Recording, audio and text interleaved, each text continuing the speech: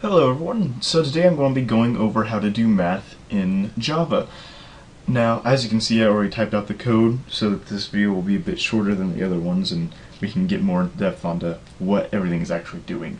So because I don't want to sound like a hypocrite and make this video extremely long, let's just get into it. So, the first thing we need to do is define the numbers and the variables that we're actually going to be using. The correct term is actually initialize, which is something we've already gone over when we went over variables. We're going to create two integers, integer x and integer y. Integer x will be equal to 10, integer y is equal to 23. First thing we're going to go over is how to add. Now, just as you expect, it's x plus y, and that will give us 33. It's going to literally just add 10 and 23 because that's what the value of these two variables is equal to. Very basic algebra, right? Alright, and then down here we make an integer diff. By the way, we also print out sum, which is the variable that is equal to the addition of both of these. So yeah, then we go to diff. We are going to subtract 23 from 10, so this should give us negative 13 if my math is correct and I'm not just completely stupid today. And then integer pro will actually give us the product of x and y being multiplied together, so we'll get 10 times 23, which is 230, again, unless I'm being retarded, which I hope I'm not. And then we have double div. Now the reason this is different than the integers, or all the other variables we made above that were integers, is because we're going to be dividing numbers that don't evenly divide. And what I mean by that is that 23 does not go into 10 more than once, for example, which means we're going to get a fractional value. And if we get a fractional value, we cannot actually take that value and assign it to an integer, because it will do what is called truncating, or deleting anything after the decimal place, to the value that we get from the math, or the actual arithmetic being done on these two variables. So right here we cast x into a double, and what a cast actually does is it raises it or lowers a variable's type to whatever type we need. We could, for example, take an integer and change it to a character if we really wanted to make it a smaller type for whatever reason, or we can do what we're doing here and take an integer, x, and cast it to a double so that it can then hold decimal values. And the reason we're doing this is because when we're dividing a decimal by an integer, we will get a decimal answer, or a double answer, and then we can assign that to our variable div without deleting or having an inaccurate answer.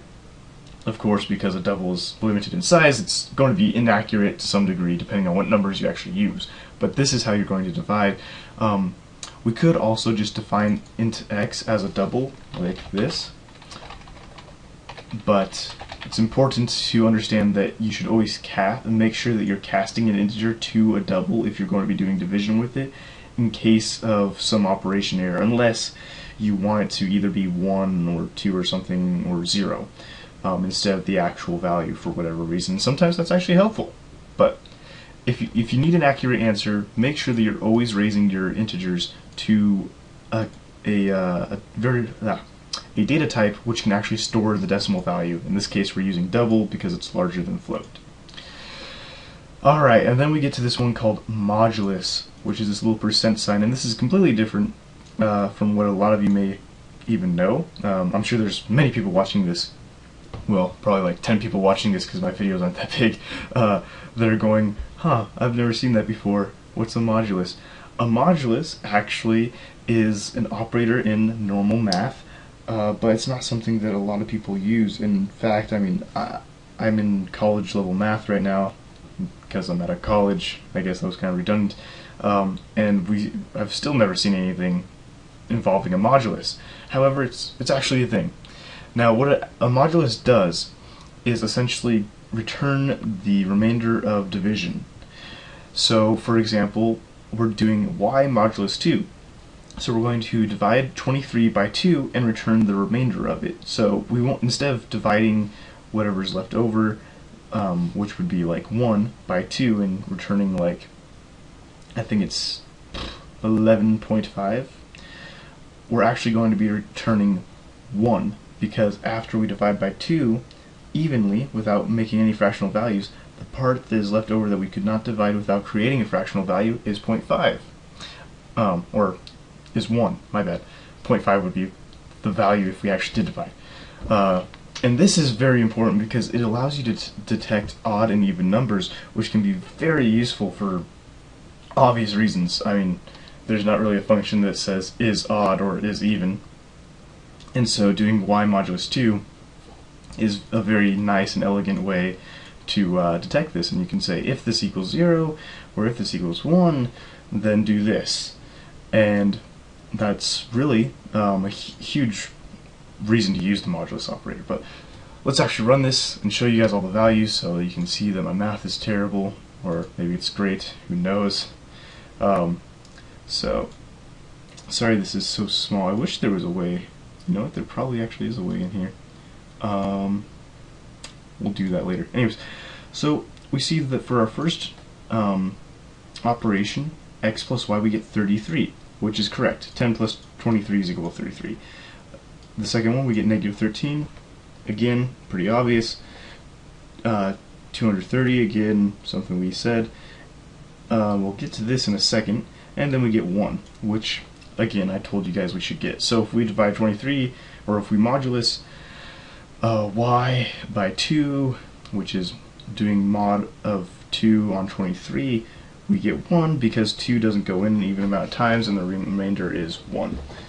And if you do this with larger numbers, you'll also get different results. For example, if we tried 3, we could get a completely different result for this. For example, we get 2 now, which means it doesn't really detect even numbers at all, but it still returns a value. Maybe for some reason modulus 3 is useful. The mod symbol is also used for random numbers, and you can look that up on Numberphile, interestingly enough. If you haven't heard of Numberphile, awesome channel. Anyways, so let's get to this big long thingy right here, 0.434782. That's a really long decimal, and a lot of times people don't want a really long decimal. So how do we actually change this? Well, this is a very interesting thing, and I want to show you guys purely because it is one of the most interesting things I've ever found in all of programming, and I've used it in languages other than Java because many things have this issue of trying to return all the decimals they possibly can. And so how do you fix this problem? Well, there's a few ways. If you want to just print it out, you can actually do system.out printf and then give it something like %.2f, and then do that, and you get a limited amount of things. Ooh, okay, I definitely did something wrong because now we only have 4 values.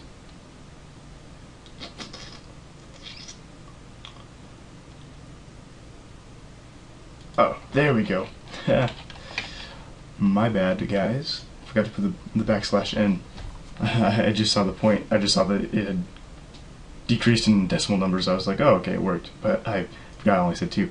So 0.2 is actually going to say, okay, only show 2 points after the decimal. And then we get our mod, which is 2. Excuse me. So that's one way of doing it, but it doesn't actually change the value of the number. So how do we fix this? Well, what you do is you want to multiply it by a number depending on what you actually want the decimals to be. So let's say we want just the first decimal, and the first decimal is the 10th place, the tens. So if we want that, or actually let's do something more interesting. We want the first 2, like we did below here. Let's do print line again and get rid of this.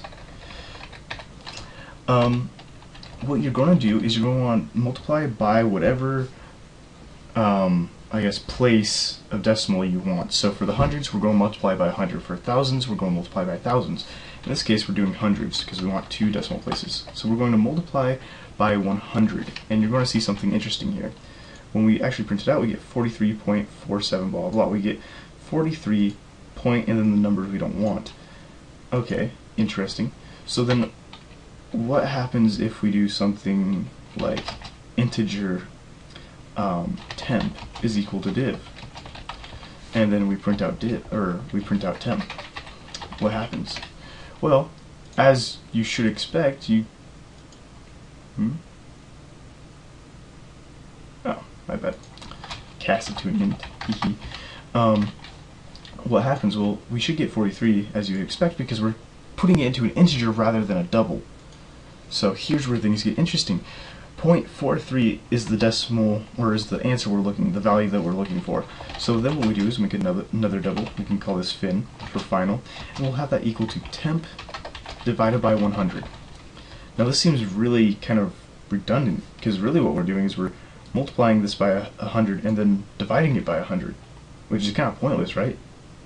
Well, the thing is that when we're changing it to this temp value right here, we're doing something more interesting, and that's that we're cutting off those decimals, and then when we're assigning it back to a double, we're returning those doubles in here. Now again, we're going to want to actually cast this to a double just to assure that nothing else goes wrong by casting temp to a double. Now if we print out fin, we should get 0.3, or however many decimals you want, and we do. And so that is how you can get this. You can take a value of like an insane amount of decimals and actually change it to however many you want.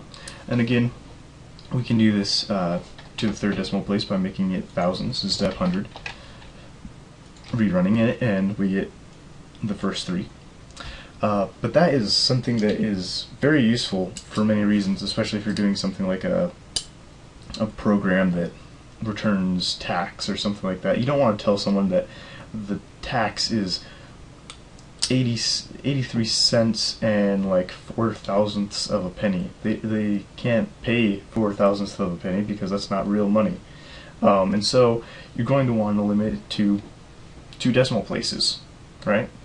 And another thing you can actually do is go to like you can actually import functions to round, and then round to a certain decimal place before you do all these calculations, which is awesome. Anyways, enough of that, because the video is getting long, which is what I didn't want to do. Thank you guys for watching. Subscribe if you want to see future videos, all that kind of stuff. Like the video, share, blah blah. Comment with any questions, or PM me with any questions, all the stuff I normally say, and I'll see you guys later. Bye.